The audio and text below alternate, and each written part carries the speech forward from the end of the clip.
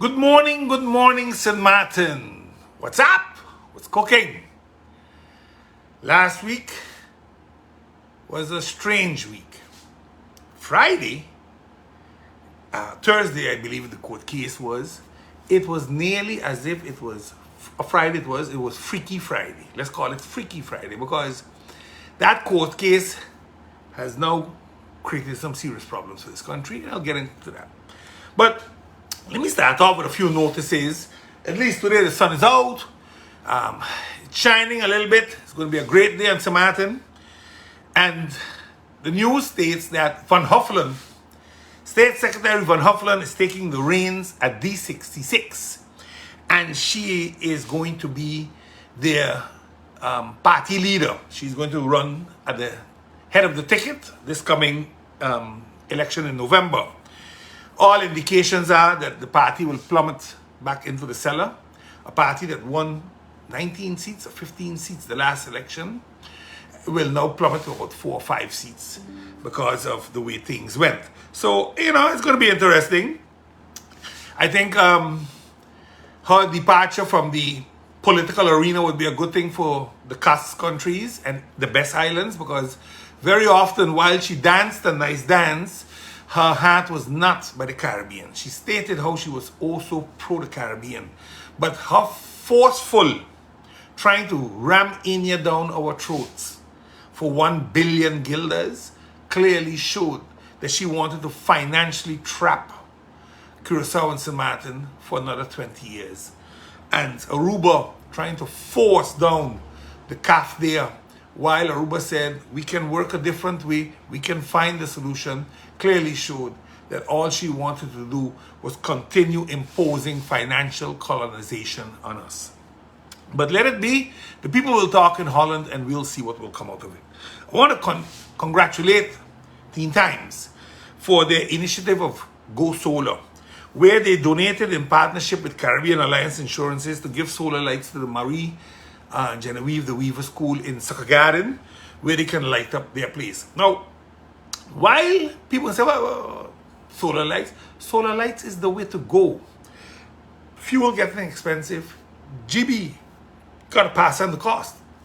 GB can't observe the increases in cost of fuel, so they pass it on in the fuel clause. Now, while we're going to have a long discussion if you want about how fuel clause is built up, is it fair, is it not fair, are we passing on costs incorrectly, which I do believe, but that's not the discussion. The discussion is the Teen Times, a youth organization, came out and said, let's go solar.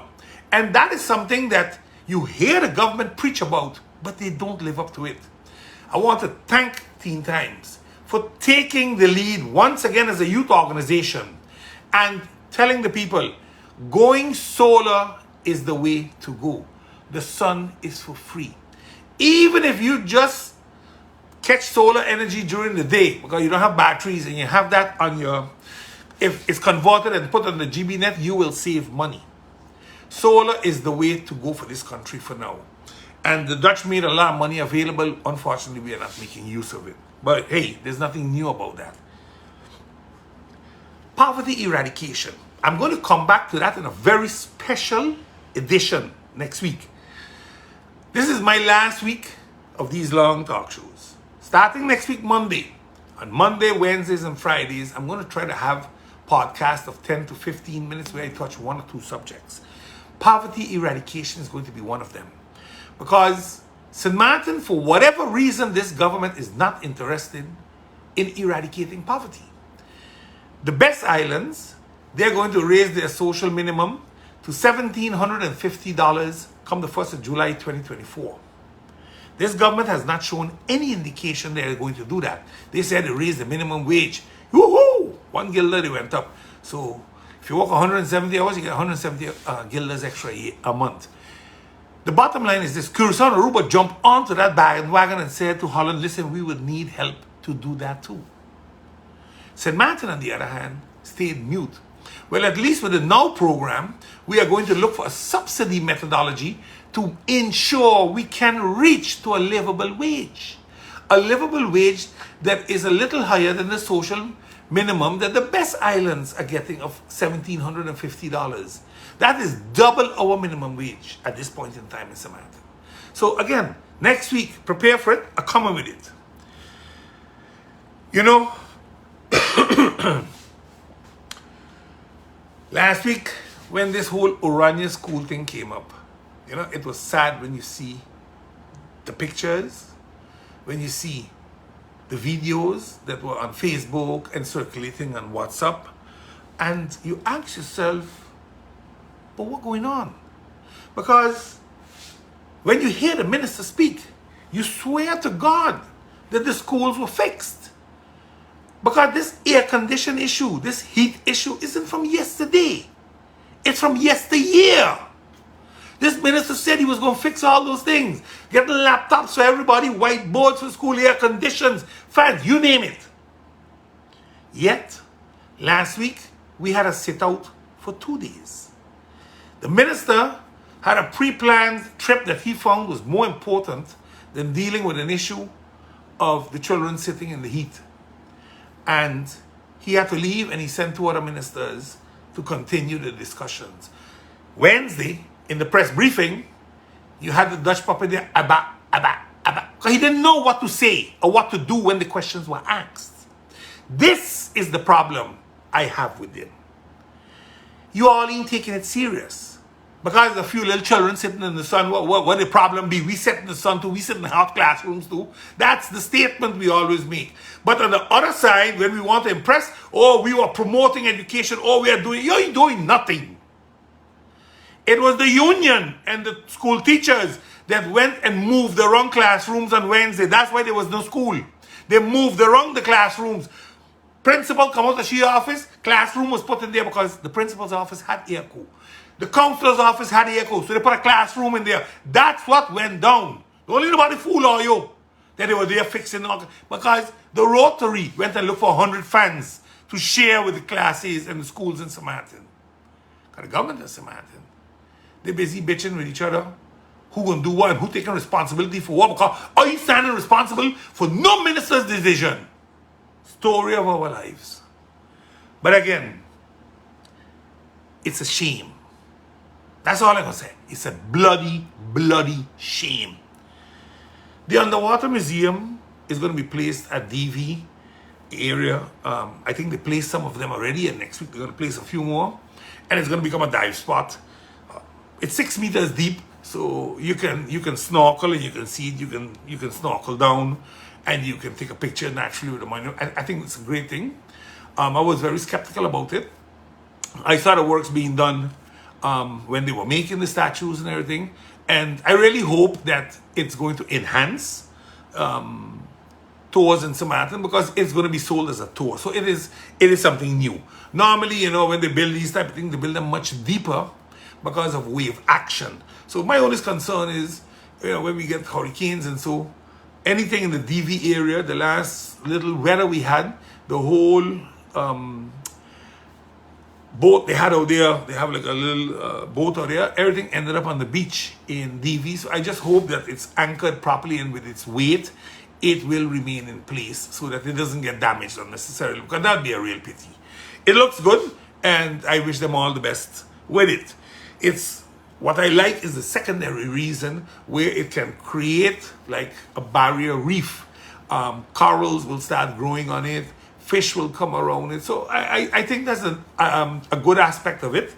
It is something that I know was done in the past on the other side of DV, where with the scouts and so we had create domes, we put electricity on them through batteries, and you grow coral.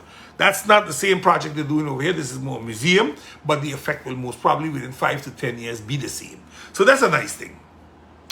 I also like the bike patrol towing cars.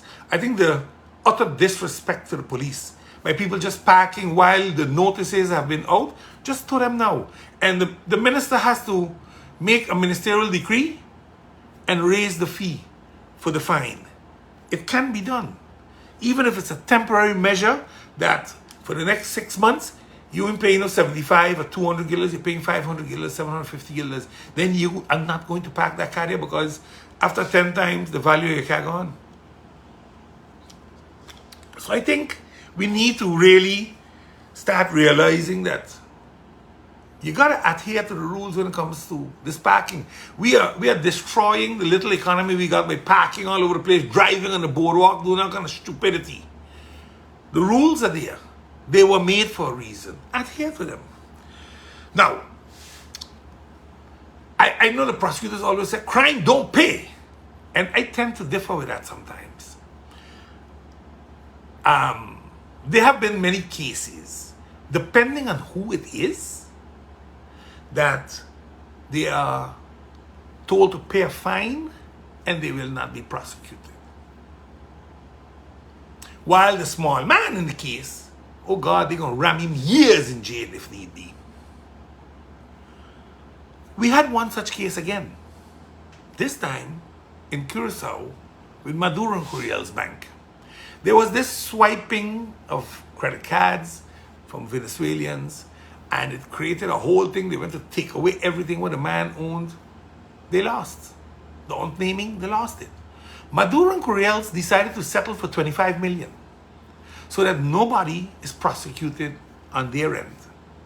And I said to myself, but why do we have this type of class justice? Why do you grab the fellow that was swiping, but not the enabler?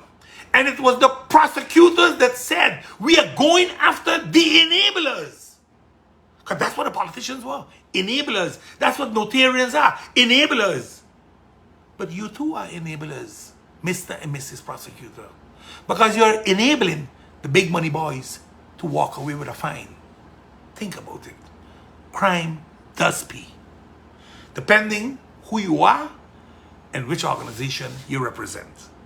But like they said, oh, the 25 million going to the crime fund in Curacao so they can combat crime. Really?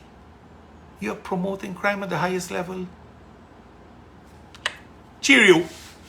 So, I read the newspapers last week and I was kind of taken aback. The Zebek case. We have an intermediate verdict, just like the Ansari case. An intermediate verdict, giving you an idea how the court is looking at this case and which direction, if you would not react, or the defendants are normally given an opportunity to bring additional information to the court or additional proof or additional investigative request, and the judge will review that, and if he agrees, then they will go that direction, and if there's nothing, he will then go over and prepare his final verdict on the information in front of him, or the verdict. Now, I enjoyed reading that they're going after quartermasters. I believe that's the Royal Caribbean Group, who didn't sign no contract with Zebek. It was the port that made the land available, as I understand it, for them to do this project. It was contingent on the approval of Royal Caribbean, who had access, or who was going to be the one owning that land, in a trade-off that they made with Ports in Maarten when they financed the second pier. You see, we talk a lot about vision. And we talk about who got vision and who ain't got vision, and who do what and who didn't do what in the port. But I'm going to tell you something. This one ain't going to go away.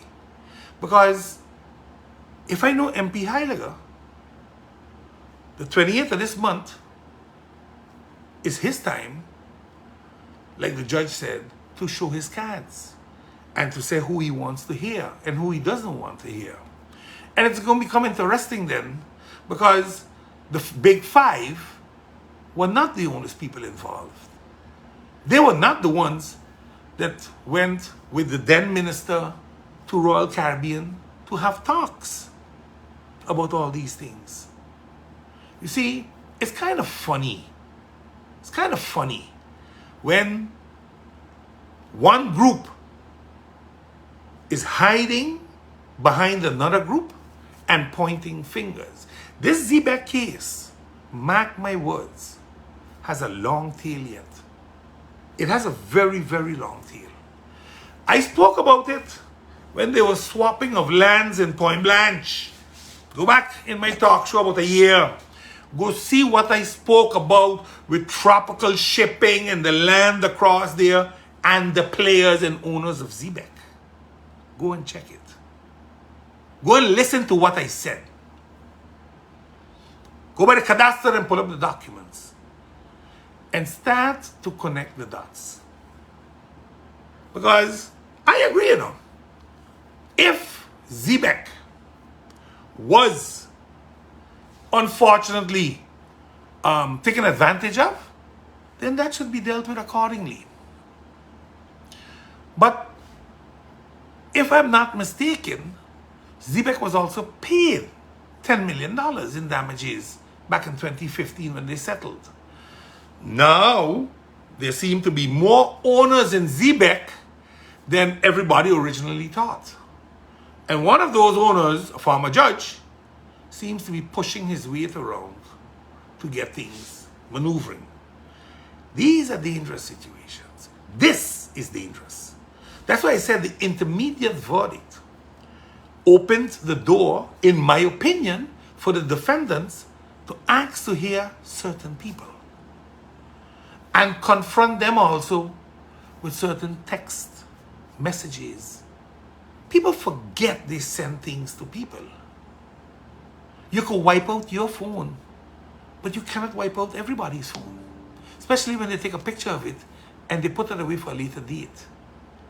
The TBO does that well when they read your WhatsApps. They just take pictures. They can't hear your conversation, but they can read your WhatsApps. So they download all those and they put them away. So in case you wipe your phone, they still got everything.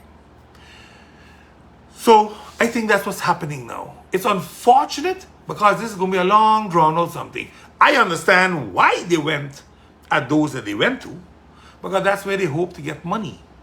That's where they're banking on $92 million. But I don't think it's going to work out the way everybody is thinking. This is going to become a nasty case of he said, she said, and it's going to take a few years before this is completely played out in courts. True that on the 28th of November, though, a lot of things going to happen when statements are made in court, when requests are made. We'll see what happens then. For the island, unfortunate. For the players, God bless them all. How full is our country with pedophiles? Strange question? Absolutely not. Friday, once again, front page of the Herald, we're talking about another victim, another person being now charged in a sex scandal that was taking place quite some time. And then there was another one where a young man was incarcerated for raping a teenage girl in an institution, into a judicial institution. So the young man is a counselor working in a center where troubled teens, traumatized teens assigned by the courts are placed, and the child is raped. Now, look, I am sure the organization screened the counselor. You don't just put people that are in position. I'd be shocked if that's the case, but I don't want to believe that. The question is, what goes through a person's mind to do this? You're put there as their guardian, to watch over them, to talk to them, to counsel them, and you rape them? You abuse them? You misuse your power? Because that's what it is. And the safe zone that we're talking about isn't really there. And you know, people don't like you to talk about these things, but we have to talk about them. Because pedophilia is a serious problem. As party, we have asked to please create a national sex offenders registry. So at least those that did it, we know who they are. But they keep coming out of the woodworks with social media. People are talking. People have now forgotten the taboo. Because 20, 30 years ago, nobody would talk about these things. They were taboo. You feel ashamed. Today, people are talking out. And that means The problem is becoming more prevalent. It is becoming more known. We got to attack it. Do we need more awareness? Look, I don't have the answers. I'm no professional in this field. But I am extremely concerned that every week I pick up the newspaper, there's something written in there about people abusing, so adults abusing children sexually. Fornication is sex. I mean, come on. You know, I'm happy that the courts listened to our outcry when they had passed on those two suspended sentences or community service sentences. I'm happy they listened. Because the last one got a few months or a few years. There was one. And I'm sure moving forward, nobody getting community service no more. I'm sure of that. Because I think the judges don't want to create a system here that shouldn't be created. Because the problem seems to be bigger than it is. So I hope that those that are responsible can maybe give an explanation of what really happened, because it's horrible. It's really horrible. Casinos. Are casinos in Maarten operating at a loss or not? And I had a discussion with a very good friend of mine. We were speaking of the casino problem that the country is facing regarding the addiction of gambling among our population and the things they would do for money because they're addicted. Just like how you have people that are addicted to drugs, do things to get money for drugs, just like what people do that are addicted to sex. They do things to have sex, no matter what it is. We have the addiction of gambling. And when you look at the history of the casinos started in Maarten as a pastime for the tourists. So the casinos used to be in the hotels, Little Bay Hotel, Great Bay Hotel, you had Concord Hotel, Parker, now Maho, you had Mullet Bay, you had Kupkai Hotel. The casinos used to be in hotels. Then we started this standalone casino business. And that's where things went wrong. Because the standalones were not really anymore for the tourists. They were for the local population. And they started mushrooming in the town area and the Simpson Bay over the hill area. I think we got about 10 of them, 13 of them. I mean, standalones. We got a lot of standalones. The problem is they're not for the tourists. They're for the local population. And we all believe that we're going to win more money when we go to the casino. But in reality, studies have shown 1 in 100 might win more money. The other 99 going to pay for that one that win more, plus the profits of the casino. Or are there no profits? Casinos now have created a new strategy. Go look around the casinos, you'll always find a food place very close by that the casinos give vouchers to. You're playing in there, they give you a voucher. And they go and eat there, so they stay in the neighborhood to come back and play. Now, my friend tells me, no, you've seen it totally wrong. Casino has created alcoholics. They go there from 10 o'clock in the morning with a $5 in their pocket, and they go and play the 1 cent machine, and all they're doing is drinking. And I said, but once you're drunk, you don't know what you're doing. So that's why you're digging into your pocket and you're taking out a $50 and not a $5. We had a nice discussion, and we both stayed on our sides. We both believe our philosophy to be the correct one. My personal philosophy is the standalones are doing too much damage to this country.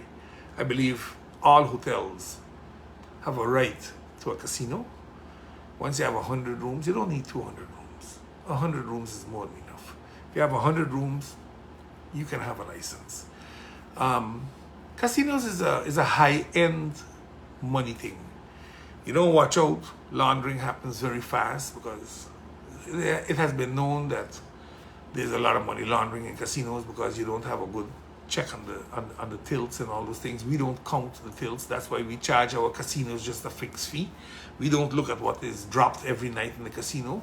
Used to be in the past, they used to count every night. Nowadays, they don't do that anymore. It's just pay so much at the end of the month. They don't pay turnover tax on income. They just pay a fee at the end of the month. That's how the casinos are regulated right now, and I believe the number of places also.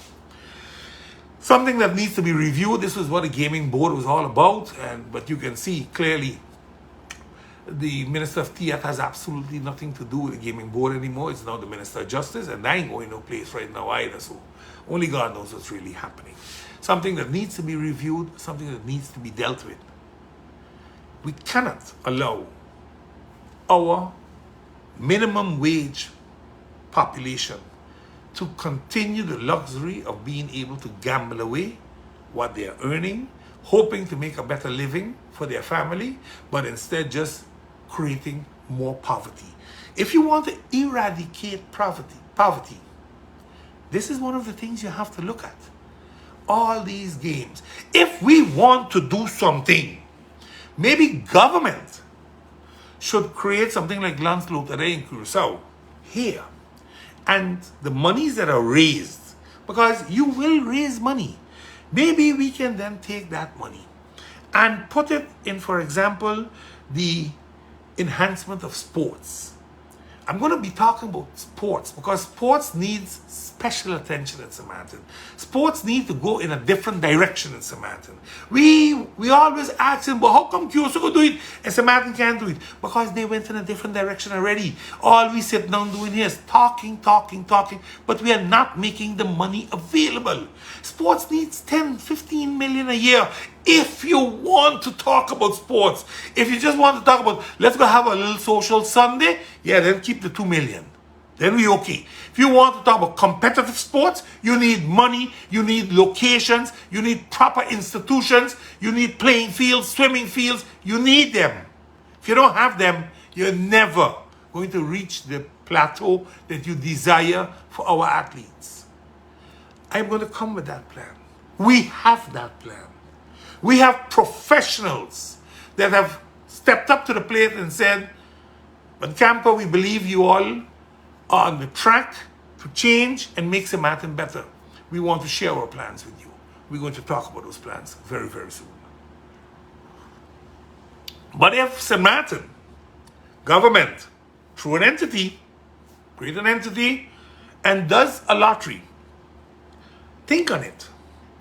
You can put money towards education, fixed for enhancing or whatever. You can put an X amount and you can say, okay, every year you have this amount. You can do that for transportation for seniors. Because we're looking for alleviation, but we are not looking for the solution. So the solution is you can use some of that money. Think on community after school programs.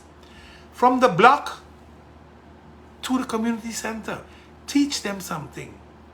Give them a sense of belonging. You want to change the lifestyle of the people in this country? You need to look at eradicating poverty. But you also need to look at enhancing the social behavior in the neighborhoods. You have to give them a chance. Let them feel they belong. These things you can do with after-school activities. It pays off. Go to the after-school activity organizations and ask them to tell you how well their students are doing in school. And you will realize it's way above the regular country average. So the after-school activities are working. We need to put some money in there and ensure that those children have a chance, a real chance. This is just some examples of what can be done with this money. So if you want to give people a chance to participate in a game of chance, there's no issue with that. I'm not saying shut down all casinos. I'm saying get rid of the standalones and enforce the law. You can be in a casino 4 times a month or 3 times a month. Why are you there 30 days a month? Where do you get the money from to be there 30 days a month? And nobody asks the questions and nobody enforces them. Nobody enforces them. So don't come with a Nancy story about it. No, you into when we used to have people like Philip Van Delden and those guys used to have the little book and write it down, and when you were there too often, you got a letter. Today, we talking about who pushing who in the casino. Come on. Do your job, man. That's what it's for. You see, we don't know what we want or what we don't want. Once again, the airport is on the radar. And too often, anytime I speak of the airport, some people say, oh God, he had him again. I mean, even the CEO want to know why I vex with him. I'm not vexed with you, sir. You're a young boy trying to do something. Unfortunately, you're in a job that you don't belong. That's my position. It ain't gonna change because you have not proven me wrong. The day you prove me wrong, I will publicly apologize to you on my talk show. But you can't prove me wrong because you know what you're doing is wrong. Now, there's a VIP service at the airport. There were 2 or 3 VIP services. I think one of them was a bunch of local guys. They sold to Signature. I think Harley Aviation had one, I believe. And I think there was another one. Mr. Wyatt. But he's a small one. Now, for years, these people are doing this. Now, suddenly, they have to apply a request for proposal and this and this and this. And my question is it really that you're going to give it to them with a request for proposal, or is it that the airport wants to do it? And the airport start to create another stream of money. Because you see, when the airport start these type of things, government got to wake up, and government has to say, you know what? Man, people, listen to us carefully. These are the concessions that we gave you. And these are the concessions that you need to pass on. Because we also have a different way of dealing with all the departure taxes that right now the airport is filling their pockets with and paying off bad debts.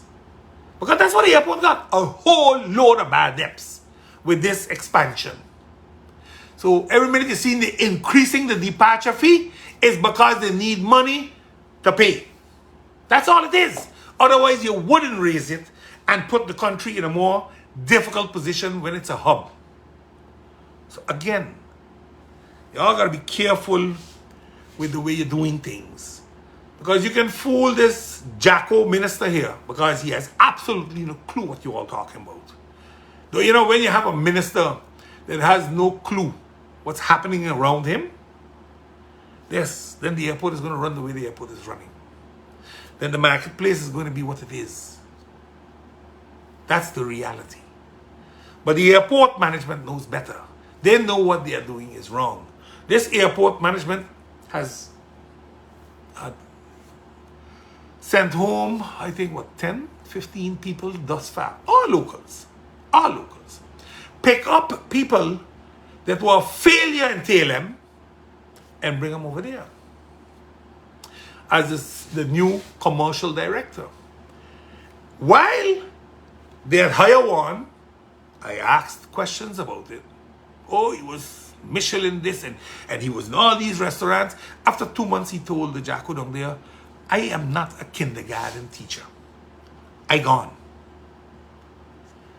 So they take back the local and put the local there again as acting. And now they bring in the foreigner again. Yes, he Dutch. Yes, he went to school in Amsterdam. But don't tell me that we have nobody capable of doing this. I humbly disagree.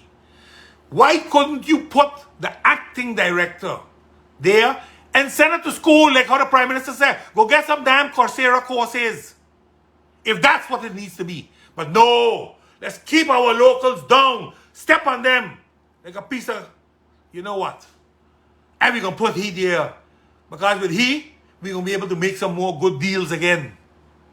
Tell you something, the day the now government is formed is the day the investigation will start at the airport.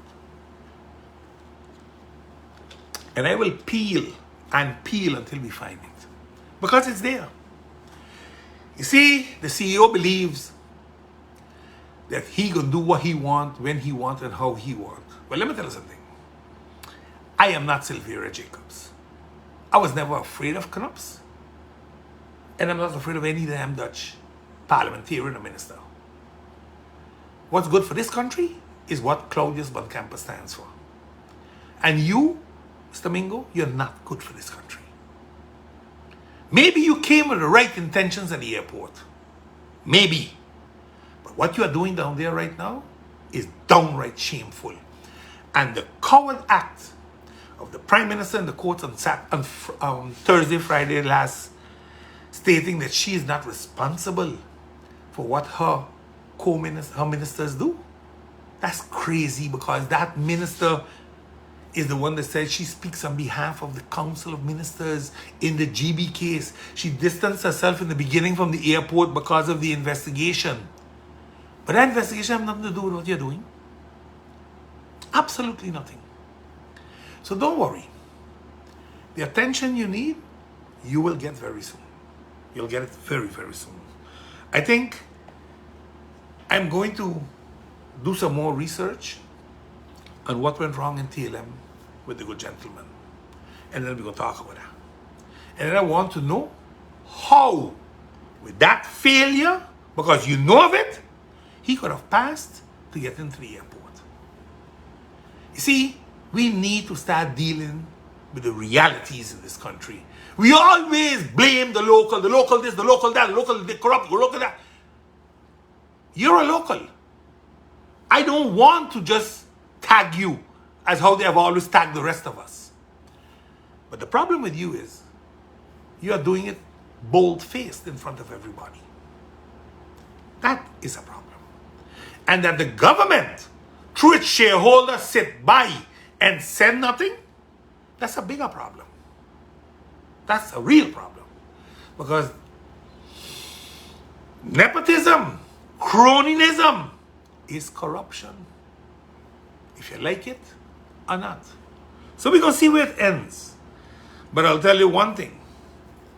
To fix the airport, they're going to have to take out a cancer in the airport. We all know who that is. And that will happen very soon. Your soft opening of the 15th, I wish you well. I, for sure, will not attend. Invited or not, I will not attend. I think it's a disgraceful act to talk about a soft opening 6 years after the fact, and we got people now in a metal building when they are coming into the country. So, you know, fix our things down there and see where you go with it from there. All those French companies that seemingly trying to make their way into the airport, that will be dealt with very soon. Telem, now it's your turn. Will we get a local CEO? So not a CEO, Kendall. I ain't asking about your job.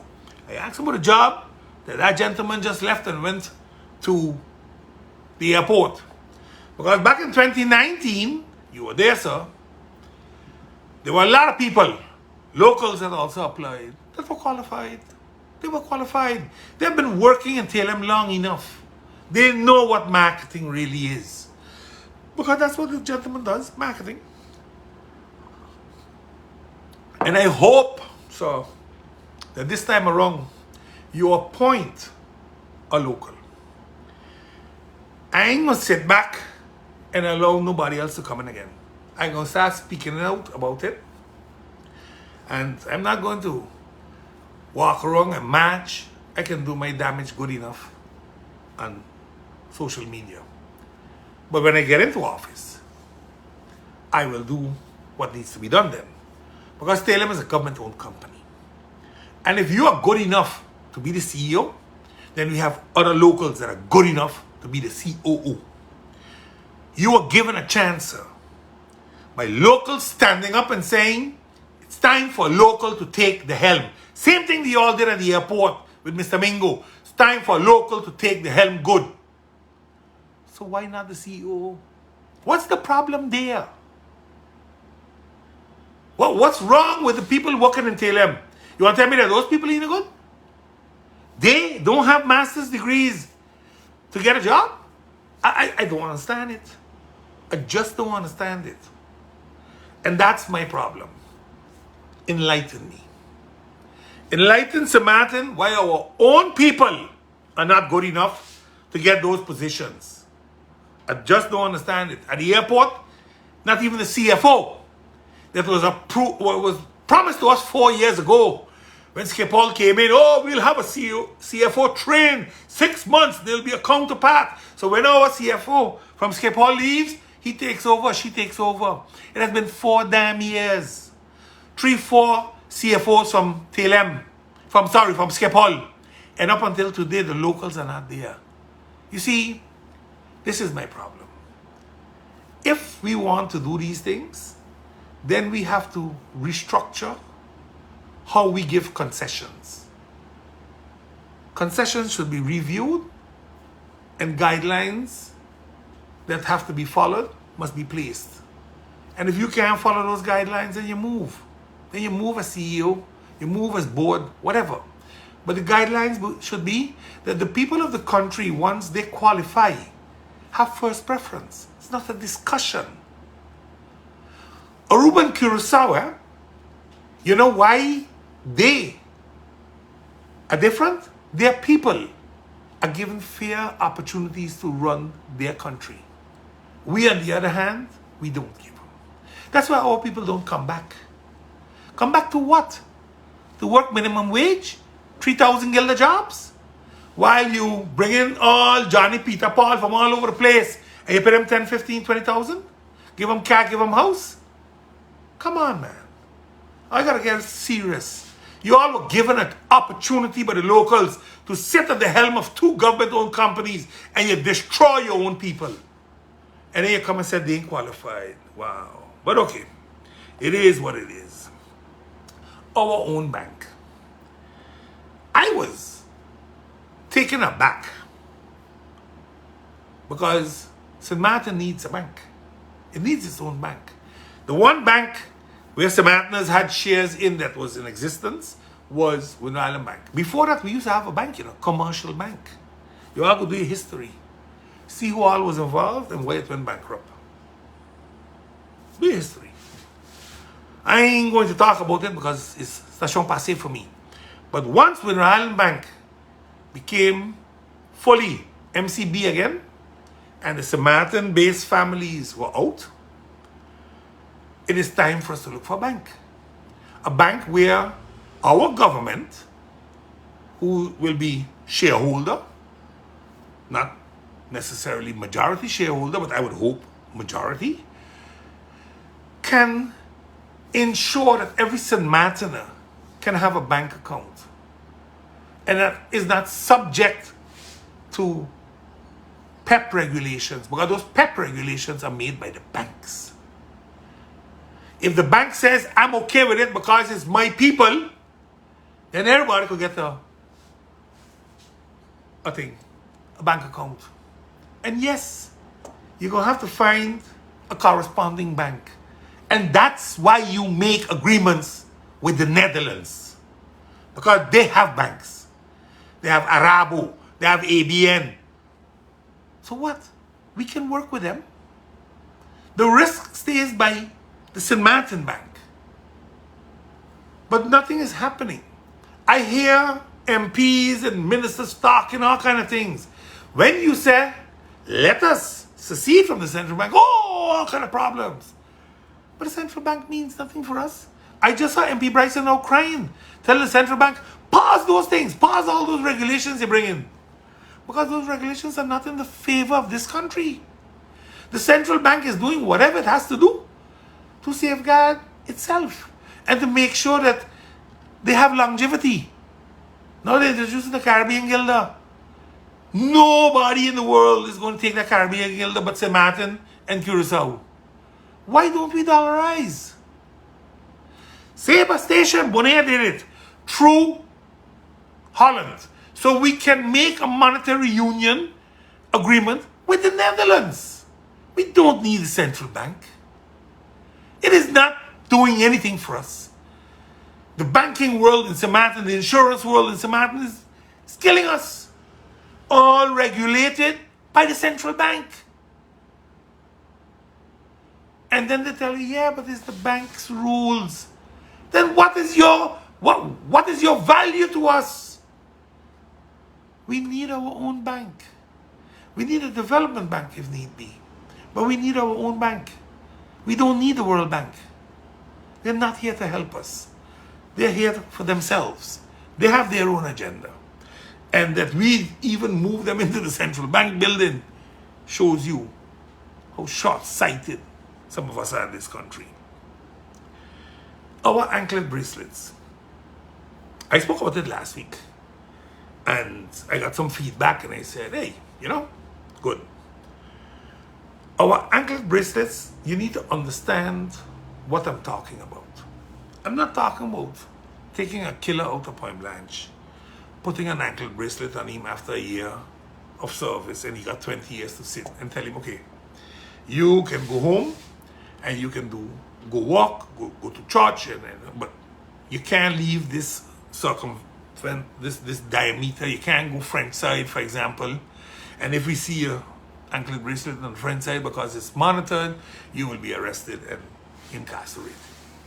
Look, the anklet bracelet is for the people that are walking around in Maarten right now. 122 people are walking around, 124 or 26, whatever. The prosecutor made a rule to do about it.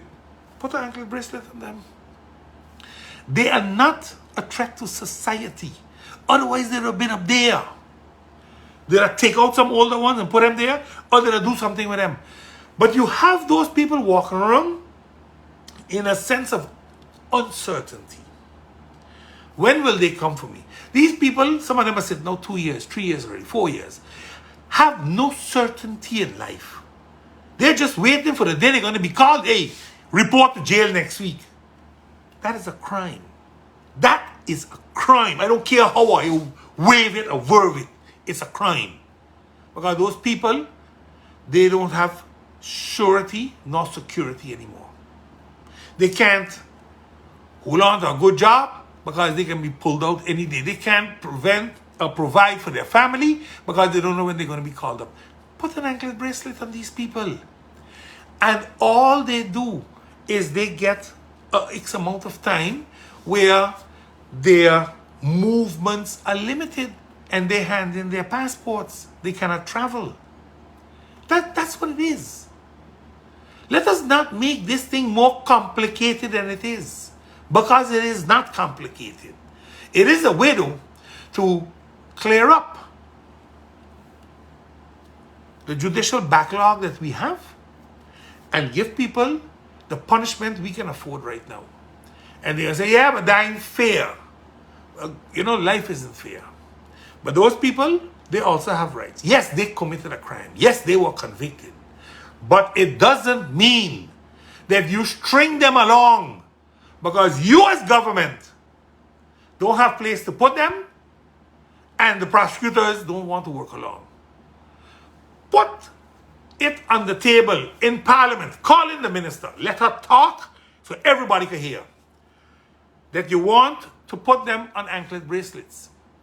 122. I saw the anklet bracelets are for sale for about $1,000 on Amazon. You need people to monitor. So you need to set up a 24/7 monitoring system. You need 3 people to monitor, 2 people per shift. Because once the person breaks the circumventing or the circum of where they can be, you call the authorities. It is not you that have to go out there look for them. No. So you can set up a system and you can monitor the 150 people on anklet bracelets. Everything is digitalized. That's what it is. Will there be some flaws? I'm sure there are. But the same people that are waiting to go to jail right now can do what they want because nobody monitoring them. That's what anklet bracelets can help with. And we have to stop being so childish and foolish by saying, oh, no, I prefer to build a 44 million guilder prison so I can lock up all the people in Maarten. Set of criminals they are. Man, you're all serious. Other countries in this kingdom, especially in the Netherlands, they are shutting down the prisons. They're creating halfway houses. They leave the people go to work because the state don't want to pay for their incarceration. So they are monitored with a anklet bracelet, they pay a fine, and they go to work, and they provide for their families instead of the state having to provide social welfare for children and for wives. Think about it. Think about what it really means. Instead of only crying, oh God, look, he gotta go to jail. They giving him an ankle bracelet, and a politician. That's not what it is, people. You have what? 1 or 2 politicians gotta go to sit time? And the other 124, where they come from? Out of the community. Use common sense over ego and personal feelings. Do what's best for this country. That's what we need to start doing.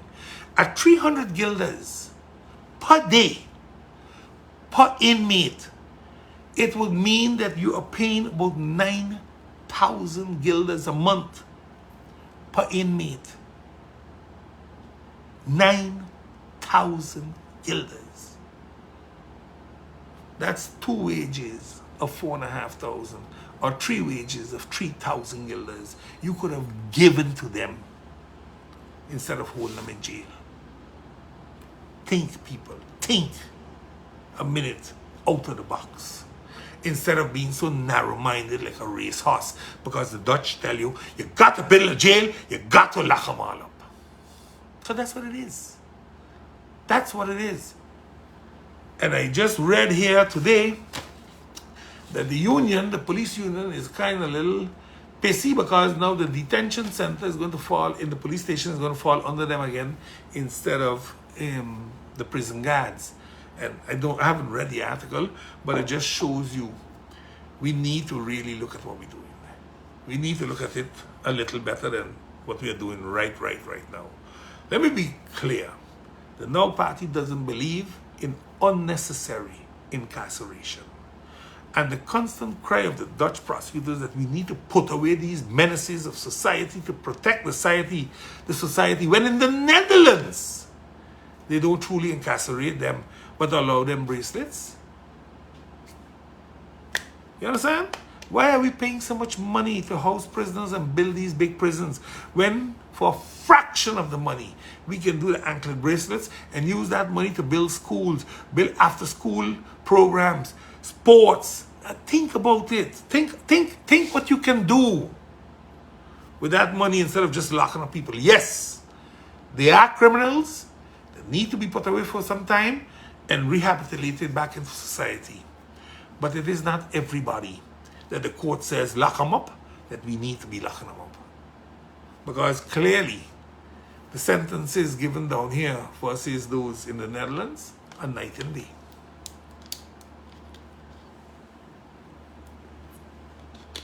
Then you know what all we are sharing for elections. Because I know we got some stuff sharing. Let me just talk about it. This whole Oranje school thing. I spoke about it already. Remember, we got teachers teaching outside, mold infested school. You hear the word? Mold infested. We have the NRPB who was going to repair all the schools up until this day. That ain't done, you know. We got Marie Laurence even do groundbreaking. Charles Leopold Bell, same place. What's name now? Martin Luther King, still leaking on the roof. Children them scattered all over the place. They're still building by Milton Peters College. They're still building by Academy. I mean, I don't understand, you know. We in 2024 nearly. September gone. We made 6 years since Ian struck. They said, no, but we only were enabled as NRPB late 2018, I believe it was. Up until today, we still have to do a lot of repairs on homes in Belvedere. All the people that were promised they was going to build and help them ain't happen. Now suddenly election come, they're looking at a second batch of homes. Please, man. Let's just do what we promised. Don't worry promising more things because you haven't even done what you were to do. You know, it's sad. It's really, really sad what's happening in this country. Orion School is a disgrace, an outright disgrace. And I hope that something is done instead of just being the mouth champion, because the school asked for the health inspection to come in, because the next thing you hear, the school government have to shut down because of the health situation. And what are you going to do to the children then? The whole summer recess we had, nothing was done. You all believe you dab a paint, a coat, and drop a coat of paint on the school and the school has been fixed? And no, it's not so, man. Come on. You know, when they call him the minister or nothing, you know, I just feel offended because he's a good man. Minister Samuel is a good man, but he's not a minister. That's, you see, people have to understand sometimes, if you cut out for it, move on. Just move on. You know, last week, Friday, this court case, you know, I started reading this here. This article. Prime Minister Jacob not responsible for decisions of cabinet members, demands rectification. You know, that headline speaks volumes. I agree with your rectifications, Madam Prime Minister, or Sylvia Jacobs, because you went there as Sylvia Jacobs and you paid for it as Sylvia Jacobs, not as Prime Minister. So yes, you carry that title at all times, but you didn't go there as government. So as Sylvia Jacobs, your defense is, I'm not responsible for my co-ministers, but as Prime Minister you are. You're the head of the Council of Ministers. It was you, Madam Prime Minister, that sat in Parliament some time ago when all hell bust loose in GB and you said, I speak on behalf of all government-owned companies. I. Okay. So you speak on behalf of the airport, the harbour, Telem, SLS, whomever. But no, I don't speak on behalf of the ministers. Ministers have their own authorities and responsibilities. Agreed. I agree with you. Minister of Rumi can give out land because that's regulated in his thing. But, Madam Prime Minister, when you, as Council of Ministers, approve a tender, you're responsible. When you approve the outcome of a tender and the contracts, the hell you're responsible. You're more than responsible. You approved it. Don't come tell me that the Minister of Rome approved all the garbage contracts. Stop it. Because then I'll call you a liar publicly. There's a Council of Ministers decision. So you are damn well responsible. And the Ombudsman wrote a forensic investigative report on it, talking about fraud and irregularities. And you shut your mouth. You didn't do nothing. You all brought in an MP from Panama to ensure that there wouldn't have been a motion of no confidence against Minister Duran. And you're not corrupt. Sweetheart, you don't know then what corruption really means. You're as corrupt as they come when it comes to these things. You approved it as the Council of Ministers. You were there. Why didn't you object? Because you could have said, I don't agree with it, and you put it in writing. Like how you screamed the last time in Parliament, you weren't going to jail for nobody. So I know you have a decent inner, but your exterior is your problem. Because you want to be all them partners. You want to show we are one. You all are not one. Because it's clearly that you're trying to distance yourself from the corrupt posse within your government. That is what this court case showed. Make no mistakes. Those that can't read it or can't understand what happened, I am here to explain it to them. Remember, there was slander, there was defamation, 100% I agree with you. And for that, I noticed, because I saw a WhatsApp, they sent me a WhatsApp video where he apologized for talking about your father and so. And I don't want to get into that discussion because that is not politics. I don't play politics that way. Prime Minister can come at you and your ideologies and what you stand for, not your family, not your children, not your partner. That's not my style. Others, like the melee, they want to go that way. God bless them. Not me. But Madam Prime Minister, you are equally responsible as Minister Duran for the garbage collection contracts that were given out. Please don't try to push that away. You knew who got the contracts. You saw the report from the Ombudsman. Why didn't you start an investigation and publicly say what happened? You didn't do that. Was it because it was a conflict of interest of who all was involved and ties to your family? You see, Madam Prime Minister, you got to be very careful on the ice you're walking right now. You got to be very, very careful. I am not the one coming at you. I know enough. I can at any given day talk about this and talk about it real harsh. But this is my style. But you cannot say that your hands are clean because they are not clean. And yes, you might have all the best of intentions. And you said it correctly. This arena is a nasty arena. I thought it was not as bad as it is, but it's really, and I said it from before, this is going to be a nasty election because there seems to be no boundaries. There seems to be no rules. And I know you try to go there in your speech with rules. I don't incite violence. I don't believe in it. I'm afraid of it, but I don't believe in it. I don't think we should be going on a place where we have never been before. But the way some of us behave, the way some of us are talking down to people and acting out on people, you have a right to feel a little scared. Because a lot of people are doing crazy things in this country right now. It's really, really crazy. Now look, the problem is that I asked two different sides that were in courts how this went. And surprisingly, the courts listened very carefully to the slander and the defamation, but they also listened very carefully at the proven corruption. The Ombudsman report, the newspaper articles, they listened to these things. So it is going to be a very difficult outcome.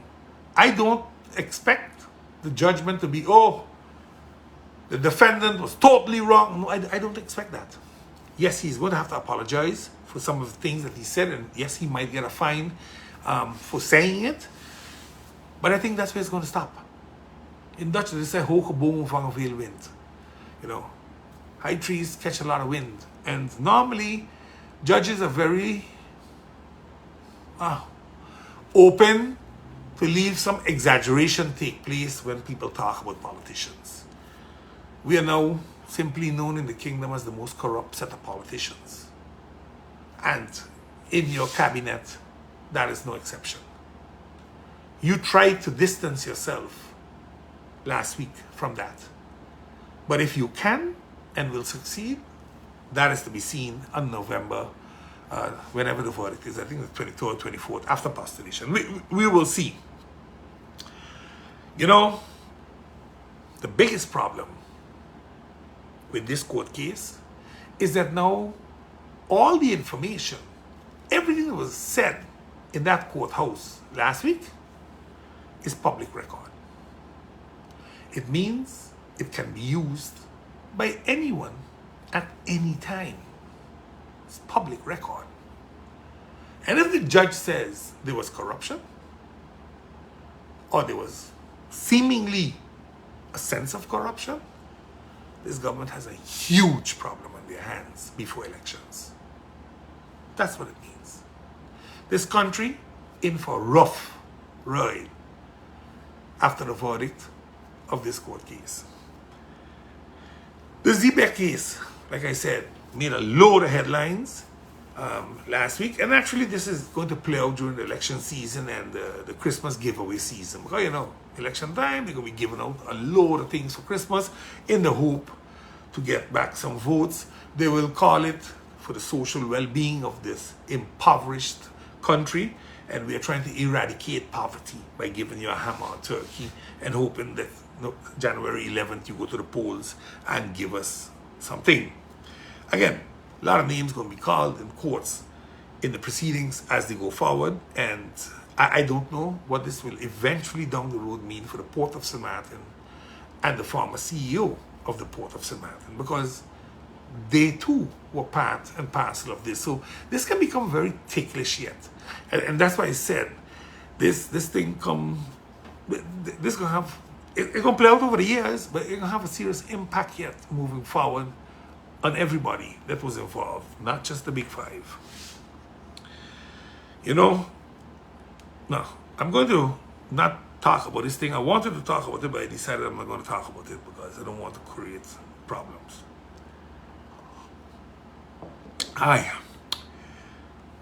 The Now Party. I think by now everybody know I run a Now. I'm the deputy leader of the Now, #2 candidate. You know, and I want to explain the people that we stand for inclusion, not exclusion. We stand in our manifesto that we embrace everybody, even those that did us wrong. We embrace you, and we will work for you, and we will work with you. You see that last one there? That's the dangerous one normally. That's the difficult one. Why would you help somebody that tried to destroy you? Simple. Because you have to learn to forgive. Not forget, but you have to learn to forgive and move on in life. And that's something that in the Now Party, we try to keep consideration with as we do things. But what are we standing for? What are we going to do? Well, we are going to do the US pre-clearance. No ifs and buts about that. That is going to happen as we get in. We will start with it. And if the airport management doesn't believe in it, please prepare your resignation letter that you don't have to get one from us, because it's going to happen. US pre-clearance is coming, and it's coming now.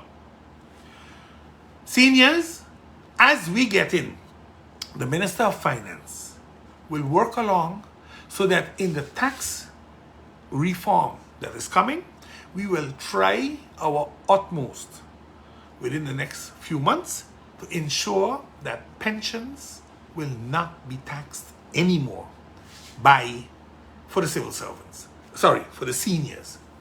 Anybody who is a senior and has a pension, they're being taxed right now. And with a swipe of a pen, that can be changed in the legislation. And that will change. And if Parliament needs to approve it, then we can bring it there. Because the bottom line is, you have to find money that you are now going to lose with the collection of that. You're not collecting that money anymore, so you have to find another avenue to collect that money. And we have those avenues. We have them. There will be a subsidy program put in place over our 4-year plan, where we are going to take the people, we're going to eradicate the poverty in St. Maarten. We're going to try to bring everybody up. And I'm using the word try because I'm not going to lie to you and tell you it's going to happen within 6 months, a year, or 2 years. But we're going to try to bring everybody up to what we would call a social minimum, a social livable wage. That is projected between 3,000 and 3,500 guilders per month for a family of a mother and 2 children at least. This is what we are going to do.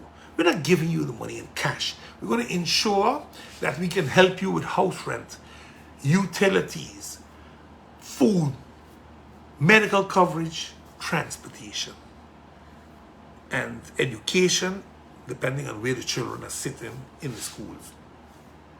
School fees is something we have to look at and talk about, because schools should be subsidized in such a way that the parental contribution does not exist anymore until we can get people up to a social minimum, a livable wage. It cannot be so that we are telling them, if you don't pay school fee, your child ain't getting a report, your child can't be promoted. This is craziness, people. This is craziness. These are things we're going to look at very carefully, and a solution will be found. I can guarantee you it will not stay the way it is. You're going to go forward, one way or the other. We need to work it out with all stakeholders, but it can be done. I will not take that it cannot be done as something. I don't agree with that. Our National Museum, the courthouse that presently we're running through prisoners, we're going to start running through residents and tourists to see who we are, how we got here. You know, artifacts of history, artifacts of slavery, all of those things will be in our museum, right in the center of Phillipsburg. And we will build a new courthouse, a new justice wing, a new parliament building, a new high councils building, in a build infrastructure program with our pension funds. They have liquidity. We will use it, and we are paying other people rent. Let us build our own and pay the pension fund. They will have a good yield on it, and they will make money too. This is the intention that we have. We want the tax reform to be done so that at least people have some money in their hands so they can do things, and that everybody in St. Maarten pays their fair share. This is what it's all about for us. We want a national sex offenders registry. We need people to know who's living around them if they are a sex offender. We need our own prosecutor general and a shared common court with Aruba and Curacao. We will fight for a new ministry for agriculture, fisheries, and animal husbandry. And once in, we will present the already finished new animal cruelty law. The path to independence will be decided by the people of the country. Our own drag strip and drifting locations with a full tribune will be built within the first year of the now-led government. These are things that we truly believe will make a major difference in the economics of this country. People don't understand drag racing. Drifting is a costly sport. So when people come here, they ain't staying in the car, they're staying in a hotel. It turns money in your economy. This is what we are about. A new waste-to-energy plant in collaboration with NVGB, and a recycling and reuse system operated by our own people for various streams of garbage. Revival of the offshore market and the financial banking services industry within the norms of not becoming a tax haven for money laundering. We can do it. We used to do it. We can do it again. The development of the orange economy for our artists of all walks to be able to make a proper living and be part of our vibrant economy. The acquisition of the Mullet Bay lands to ensure the country benefits from its land once again. Entrepreneurial enhancement for all. A formal review of all outstanding taxes and a dismissal of all taxes prior to Hurricane Irma, including 2017 and maybe even 2018. Exploitation of the Sabre Bank with our own fishing fleet. You see, people, the now wants to make a change, but the now wants to create a nation which will give opportunities to its own people to become wealthy. It is time for us to become wealthy as St. Martiners. And we would love the help from everybody, but it's time for us to become wealthy. In closing today, it's a complete shame what's happening with our amended budget 2023. And the police officers not even being paid up until today, 1 red cent. We are on November 6th, 2023. The budget has not reached Parliament yet. So I don't know what's going to happen. I personally believe that we're in problems. Budget 2024 Same thing. While the CFT is telling them, don't worry about budget 2023 right now, do 2024. Put the investment projects in it, try to get it passed. Because a lot of money that was allocated in 2023 for projects, nothing happened and it might be lost now again. So CFT is getting concerned, very, very concerned with the long overdue expenses. Now, again, our roads are in bad condition. Police officers are disgruntled. The market vendors ain't seeing no change. Again, everybody's being left out in the cold. The airport is a complete disaster. And we can go on and on. So we have a serious problem financially moving forward just now. I even understood that politicians starting to get panic attacks and nervous breakdowns because of all the pressure they're finding themselves in because of the WhatsApp informations being shared of all who involved in corruption. The court case last week Friday and what's written in the Daily Herald of this morning clearly pictured a painting that it is not all as kosher as the Prime Minister tried to make it be. The problems are there and the public records are now clear. The process of legalization of weed and cannabis is going to be a priority for us as of now. We believe it's a very strong economical point. It will create revenues to also help build the agriculture ministry. Monies can be directed in ensuring food sustainability in this country because remember, we planting, we fishing, we cultivating, we farming, we got animals now. We trying to become as self-sustainable as we can on a small little island of 16 square miles. But at least we will make sure that we try our utmost. We want to make Maarten, like you're saying, neighbor, we want to make Maarten a real place again. We were there before and we want to go back there. Elections are on. So hopefully someday, in the very, very near future, the government is going to tell all civil servants of Maarten, some 2,000, that they're going to pay them their cola and they're going to give them this and they're going to give them that to smooth them up a little bit because elections coming. Listen, it is what it is. I just hope that this cola, which was part of your salary over all the years, will not be taxed as an extraordinary income with 47.5%, like what they do with vacation allowances and so. Because that's the way the system is set up. So you don't get a lump sum of 8 years, 10 years, 12 years of cola, and they're going to take 50% away and tell you it's taxes. When in reality, had you gotten it over all those years, you would have gotten taxed much differently. What I hope they also do since they're taxing is that they put the legal interest that everybody was supposed to get because they never got the money. Legally, they got to pay interest on the cola. So I hope they do that and they don't just, try to pass a fastball to everybody. A great man named Nelson Mandela stated once, anybody who changes his principles depending on whom he is dealing with is not fit to lead. You all remember that one good.